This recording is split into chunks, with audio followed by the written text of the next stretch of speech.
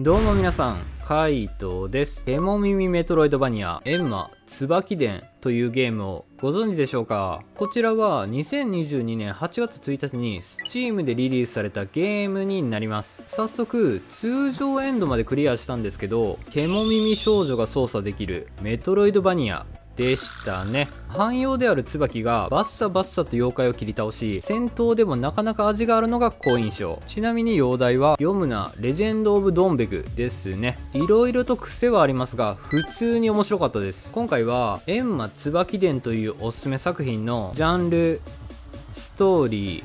ー、魅力を簡単に紹介します。またこの動画にはネタバレが含まれますのでご了承ください。では早速やっていきましょう。まずジャンルになるんですけど、ケモ耳系のメトロイドバニアアクションになります。若干一本道ではありますが探索要素が強めなのでこのスタイルが当てはまるかなと。韓国の伝統絵画をモチーフにしているということで、浮世絵に描かれている妖怪ベースの敵がわんさかいるのも見て取れます。雰囲気としては前回紹介している月風までアンダイングムーンが近いかもしれません。主人公は除体魔師椿で、人間と猫の姿を使い分けてダンジョンを突破する形。アクションとしてはタココン使用時でメイン攻撃が X、 ジャンプが A、 鉄砲が B で回避が Y になり、猫変化が LB で回復の持ちが RB。 左トリガーと右トリガー、十字パッドは特殊変化とスキル召喚です。体力はゲージではなくて個数なので管理が絶対に必要と、鉄砲を使うとスタミナが消費するのも特徴。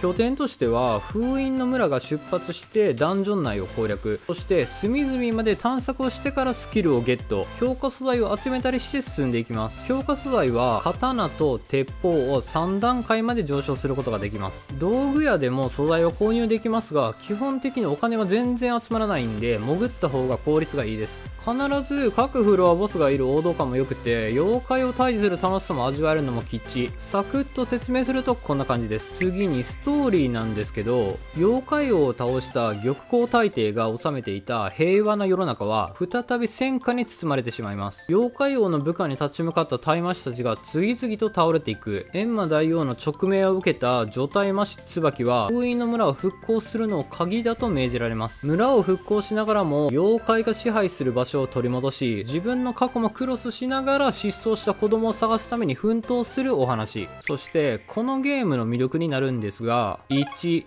絵画が綺麗なメトロイドバニア。全体的なアートワークからすでに素敵なんですけど、韓国の浮世絵をモチーフにしているようなアニメーションタッチがそそります。椿自身の動作も流動的で、細かいモーションもテンションが上がる一つかなと。ケモ耳感よし。通常のメトロイドバニアと違うところは、委託開地に足を踏み入れたところがマップ表示されるのではなくて、そのエリア全体が表示されるのも新鮮でした。椿自身の攻撃動作もスキルを得てしていくことで徐々に増えていくんで、2段切り、3段切り、エアジャンプ、足踏み踏みと面白くなっていきます。中盤までは完全に俺はアーベインだと二丁拳銃ぶっ破しまくってましたね。猫変化も結構使うところが多くて、イベント進行には欠かせないパズルによる簡単な謎解きも面白かったです。1回だけ無限に3色の対局杯が取れるアクションイベントが始まりましたが、ステージギミックも落下デス判定は体力削られただけだったのと、人間と猫を使い分けての突破もなかなか。潜れば潜るほど椿の過去も徐々に明らかになっていくのも楽しみでした。2、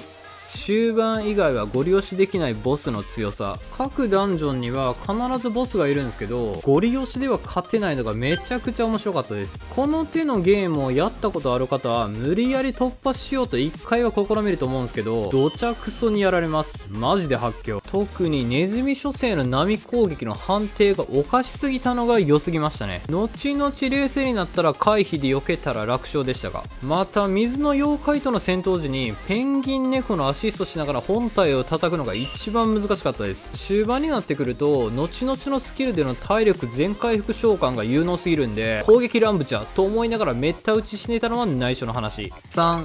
クリア時間は8時間。マルチエンド方式なんで、通常エンドのクリア時間は8時間ほどでした。スキルは1個埋まらなかったのと、メモの一部未回収、刀のみ武器強化マックスでこれぐらい。あと魅力紹介では珍しく気になるところなんですけど、ソンスクチョンに向かう時は必ずエアダッシュ必須。ストーリー上で呪いの鉱山のダンジョンを探索することになり、エアダッシュの存在に気づかずに普通にムカデを倒してクリアすることが可能です。ここで存在を気づかずに左下のマップが開放されて、ソンスクチョンに進むことができます。そして先にクリアしてやると意気込んで、ここのエレベーターを降りたが最後戻れなくなります。これを気づかずにアーベインスキルをゲットしてルンルンで戻ると永遠に乗れないというメンタルブレイク。呪いの鉱山で結構取り忘れやすいので、宿に入る前に絶対に得得しましょう。以上になります。獣耳メトロイドバニアアクション閻魔椿伝、伝統的な絵画からの妖怪感、そして椿を使って探索するという獣耳感が非常に楽しめる。よければ皆さんも閻魔大王の直命を果たしてみませんか。きっとアシストキャラのフクロウが初めは邪魔くさいと思いながらも、スキルを得得してからはかなり使えること間違いないですよ。またムカデ無双論、スタック、壁すり抜けなどのバグは開発者様が随時更新されておりますので、微修正アップデートを待ってからダウンロードするもありかもしれません。このチャンネルではインディーズ作品を中心におすすめのゲームを一通りクリアして紹介しております。少しでも参考になった方がいればチャンネル登録や高評価をしていただけると幸いです。ではではまたの機会に。カイトでした。